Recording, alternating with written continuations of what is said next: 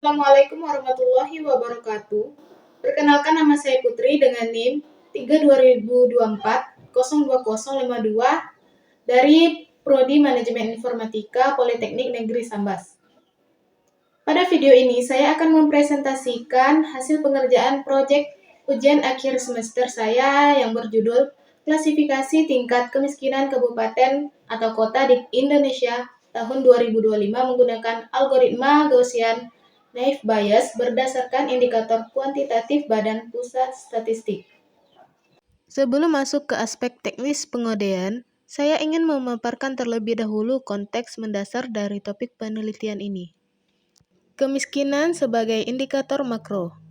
Tingkat kemiskinan merupakan salah satu indikator makro yang paling krusial bagi pemerintah untuk mengevaluasi efektivitas pembangunan ekonomi di tingkat daerah. Setiap tahunnya, Badan Pusat Statistik merilis data kuantitatif berupa dua hal utama. Yang pertama, jumlah penduduk miskin, yaitu data absolut dalam satuan jiwa. Dan yang kedua, persentase penduduk miskin, yaitu data relatif dalam bentuk angka pecahan desimal, yang menjadi basis perbandingan antar wilayah. Selanjutnya, permasalahan, skala, dan subjektivitas. Masalahnya, Indonesia memiliki ruang lingkup wilayah yang sangat luas, mencakup 514 kabupaten atau kota. Jika pemetaan atau pengelompokan wilayah rawan kemiskinan ini terus dilakukan secara manual dan konvensional, maka ada 3 konsekuensi yang muncul. Pertama, prosesnya akan memakan waktu lama karena cakupan wilayah yang begitu besar. Kedua, pendekatan manual ini tidak efisien untuk diterapkan pada skala nasional. Dan ketiga, ada tingkat subjektivitas yang tinggi dalam penentuan batas klasifikasi, karena rawan bias dan tidak konsisten antar penilai. Oleh karena itu, saya mengintegrasikan pendekatan sains data lewat machine learning sebagai instrumen komputasi yang objektif, cepat, dan otomatis untuk mengklasifikasi wilayah tersebut. Ada 3 keunggulan utama yang ditawarkan pendekatan ini. Yang pertama, objektif. Menghilangkan bias subjektif dalam penentuan batas klasifikasi wilayah. Yang kedua, cepat. Mempercepat proses pengelompokan dibandingkan pendekatan manual konvensional. Dan yang ketiga, otomatis. Proses klasifikasi berjalan sistematis tanpa memerlukan intervensi penilaian manual yang berulang. Dalam proyek ini, metode yang saya terapkan adalah algoritma Gaussian Naive Bayes sesuai dengan arahan dan ketentuan yang telah ditetapkan dalam UAS. Penggunaan algoritma ini secara ilmiah sangatlah tepat dan relevan jika kita melihat dari karakteristik data sekunder yang dirilis oleh BPS. Data yang diolah bersifat numerik kontinu, yaitu berupa angka pecahan desimal seperti persentase kemiskinan daerah dan jumlah jiwa penduduk miskin. Varian Gaussian dari Naive Bayes ini terbukti sangat optimal dalam menangani atribut kontinu seperti data BPS tadi. Hal ini dikarenakan algoritma bekerja melalui 3 tahap. Pertama, menghitung nilai rata-rata atau mean dari populasi data atau tiap kelas. Kedua, menghitung varians, yaitu sebaran data, sebagai parameter distribusi. Dan ketiga, memodelkan peluang bersyarat. Berdasarkan asumsi distribusi Gauss atau distribusi normal, seperti yang terlihat pada kurva lonceng di sisi kanan slide ini. Keunggulan lain dari algoritma ini adalah proses komputasinya yang sangat efisien dan ringan. Ia juga sangat andal untuk data kontinu, seperti atribut numerik berupa persentase dan jumlah jiwa yang digunakan dalam penelitian ini. Dan yang tidak kalah penting, algoritma ini dapat diandalkan untuk melakukan klasifikasi klasikal tanpa memerlukan beban komputasi perangkat keras yang berat. Dalam merancang sistem dan metodologi eksperimen pada proyek UAS ini, saya berpijak pada landasan riset ilmiah yang valid. Di layar saat ini, saya menampilkan berkas PDF asli dari jurnal acuan pertama saya. Jurnal ini diterbitkan di Jurnal Algoritme, volume 6 nomor 2, edisi April 2026. Ditulis oleh Desi Ningsih, Maimunah, dan Pristi Sukmasetia dari Universitas Muhammadiyah Magelang. Dengan judul Implementasi Algoritma Machine Learning pada Data Tidak Seimbang Menggunakan SMOOT untuk Klasifikasi Kemiskinan di Indonesia. Hubungan atau korelasi langsung jurnal ini dengan proyek saya terletak pada kesamaan fundamental objek studi kasusnya. Jurnal ini sama-sama mengklasifikasi tingkat kemiskinan daerah kabupaten atau kota di Indonesia menggunakan data dari BPS. Dapat dilihat pada bagian metodenya, riset ini menyoroti kendala ketidakseimbangan data yang membuat performa algoritma naive Bayes menjadi bias. Solusi di jurnal ini adalah menerapkan metode sintetis SMOOT untuk menyeimbangkan kelas data. Perbedaannya dengan proyek saya, jika jurnal ini menggunakan pendekatan resampling SMOOT, pada proyek UAS saya menerapkan teknik thresholding menggunakan nilai median nasional 8,745% sebagai batas dinamis untuk pelabelan mandiri target Y, sehingga sebaran kelas tinggi dan rendah otomatis terbagi seimbang 50/50 sejak pra-pengolahan data awal. Selanjutnya, ini adalah dokumen PDF asli dari jurnal referensi kedua saya, yang diterbitkan di Jurnal Statistika dan Komputasi atau Statkom, volume 2, nomor 1, ditulis oleh Muhammad Arifat, Wardiana Adinda Putri, dan Alvin Syahirotim M. dari Universitas Nadlatul Ulama Sunan Giri, dengan judul Penerapan Metode Naive Bayes Classifier untuk Klasifikasi Indeks Pembangunan Manusia di Provinsi Jawa Timur. Alasan utama saya memilih jurnal ini adalah sebagai panduan teknis operasional komputasi saya di Jupyter Notebook. Di dalam jurnal ini, dibahas mengenai penggunaan metode kuantitatif naive Bayes classifier untuk mengelola data makro BPS yang bersifat numerik kontinu. Karakteristik data indeks pembangunan manusia di jurnal ini sangat identik dengan data tingkat kemiskinan yang saya uji. Cara mereka melakukan pemisahan proporsi train test split dengan rasio optimal 70/30 serta penggunaan pustaka Python untuk evaluasi model inilah yang saya adaptasi menjadi standar pengerjaan pemrograman pada kode UAS saya. Baik, sekarang saya akan mendemonstrasikan proses pengerjaan proyek klasifikasi tingkat kemiskinan wilayah ini secara langsung di Visual Studio Code pada berkas notebook saya yang bernama UAS IPYNB. Saya akan menjelaskan secara runtut, mulai dari sel pertama hingga sel terakhir, sesuai urutan penomoran yang sudah saya beri di komentar setiap bloknya. Pada sel 1, saya memuat seluruh pustaka atau library yang dibutuhkan untuk keseluruhan proyek ini. Pustaka Pandas digunakan untuk manipulasi data tabular, NumPy, untuk komputasi numerik dan array. Sedangkan Matplotlib, pyplot, dan Seaborn digunakan untuk membentuk grafik visualisasi distribusi data.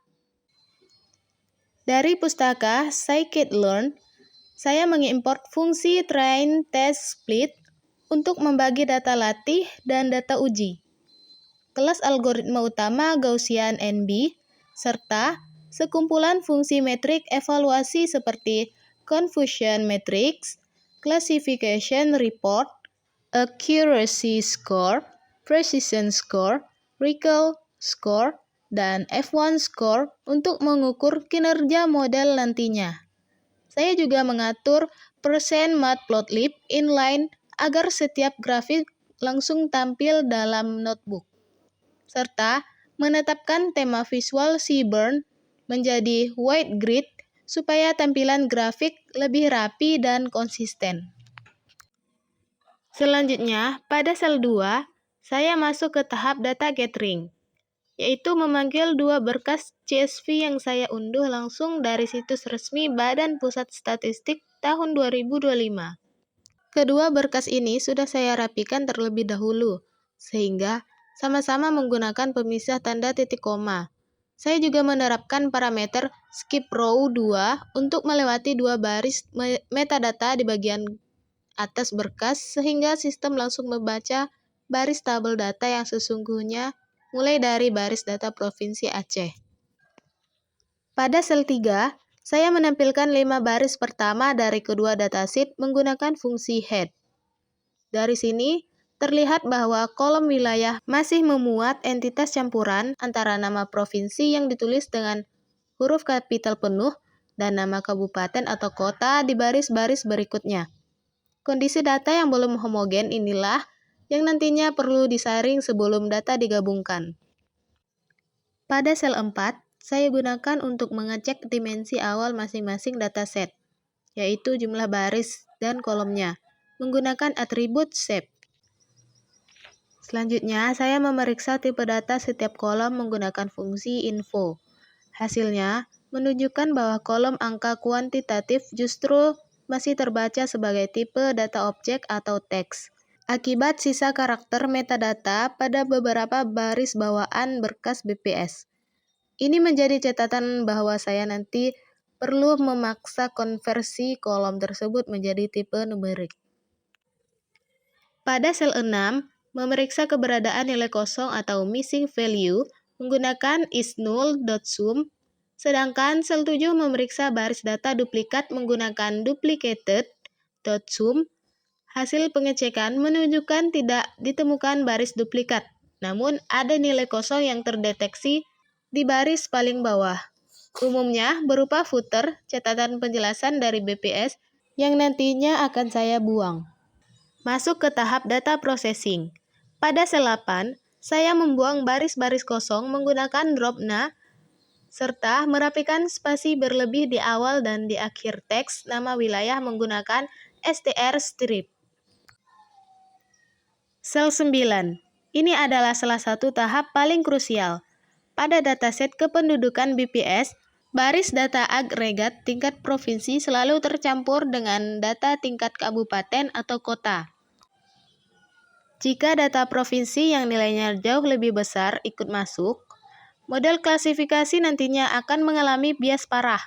Solusinya, saya mendeklarasikan sebuah array bernama provinsi list yang menampung daftar nama seluruh provinsi di Indonesia, kemudian dengan memanfaatkan operator negasi atau tanda tilde, sistem secara otomatis memfilter dan membuang bersih seluruh baris yang namanya tercatat sebagai provinsi, sehingga yang tersisa murni data tingkat kabupaten atau kota. Pada sel 10, saya menyeragamkan penulisan nama wilayah menjadi huruf kapital penuh menggunakan str upper, agar proses pencocokan kunci penggabungan data nanti berjalan akurat tanpa terganggu perbedaan format huruf. Sel 11, melakukan penggabungan kedua tabel, data jumlah dan data persentase menggunakan fungsi pdmerge berbasis kolom wilayah sebagai kunci penghubung. Terakhir, pada tahap pembersihan, sel 12 memaksa kolom nilai angka menjadi tipe data numerik real atau float 64 menggunakan fungsi pd2numeric. Sisa baris yang gagal dikonversi kemudian dibuang kembali dengan drop-na sehingga datasheet benar-benar bersih dan siap dianalisis. Pada sel 13, saya menampilkan 10 baris pertama dari datasheet hasil penggabungan. Seluruh proses penyaringan dan penggabungan ini menghasilkan struktur datasheet kependudukan yang bersih dan valid, berjumlah tepat 514 baris data, merepresentasikan total keseluruhan kabupaten atau kota resmi di Indonesia. Sel 14 menampilkan rangkuman statistik deskriptif menggunakan fungsi describe. Rata-rata jumlah penduduk miskin di tingkat daerah berada pada angka ribu jiwa, dengan deviasi standar yang cukup lebar yaitu 53,91 ribu jiwa. Namun minimumnya 1,59 ribu jiwa dan nilai tertingginya mencapai 425,82 ribu jiwa. Sementara itu, rata-rata rasio persentase kemiskinan daerah berada di angka 10,56%, dengan rentang mulai dari 1,90% hingga 42,56%. Sebaran ini membuktikan cukup tingginya kesenjangan sosial antar daerah di Indonesia. Sel 15 menampilkan visualisasi histogram untuk melihat pola sebaran kedua variabel. Terlihat bahwa kurva distribusi jumlah penduduk miskin condong masif, di mana mayoritas kabupaten atau kota berkumpul di area nilai rendah, namun memiliki ekor panjang ke kanan akibat beberapa kota dengan populasi padat.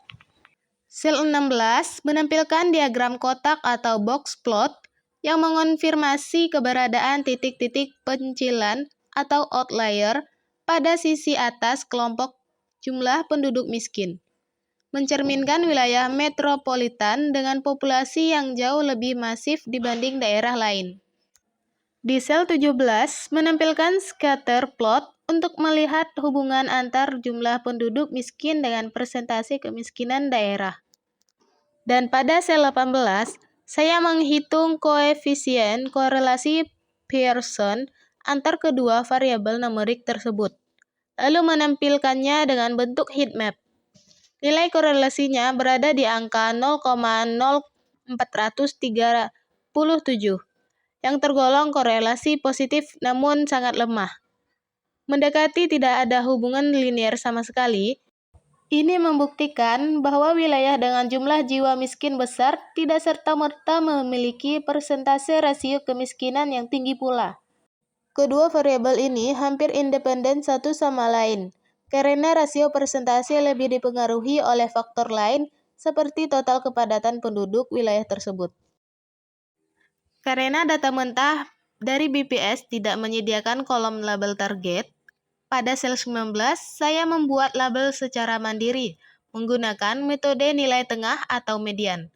Hasil perhitungan median persentase kemiskinan nasional berada tepat di angka 8,745%. Menggunakan fungsi NP-WHERE, saya menetapkan aturan klasifikasi wilayah dengan persentase kemiskinan di atas 8,745% akan diklasifikasikan sebagai kelas tinggi, sedangkan wilayah dengan persentase di bawah atau sama dengan 8,745% masuk ke dalam kelas rendah. Pada sel 20, saya menampilkan distribusi frekuensi kelas target hasil pelabelan tadi. Hasilnya, datasheet terbagi menjadi dua kelompok dengan proporsi yang sangat berimbang, yaitu tepat 257 daerah berkategori tinggi dan 257 daerah berkategori rendah. Keseimbangan kelas target seperti ini menguntungkan model Gaussian naive Bayes karena melindunginya dari risiko bias prediksi terhadap satu kelas mayoritas. Guna menghindari data leakage atau kebocoran data, pada sel 21 kolom persentase kemiskinan saya keluarkan sepenuhnya dari metrik fitur, karena kolom itulah yang menjadi dasar pembuatan label. Kalau ikut dimasukkan, model jadi mencontek jawabannya sendiri. Matriks fitur X murni hanya menggunakan variabel jumlah penduduk miskin, sedangkan variabel target Y menampung status kelas tinggi atau rendah tadi.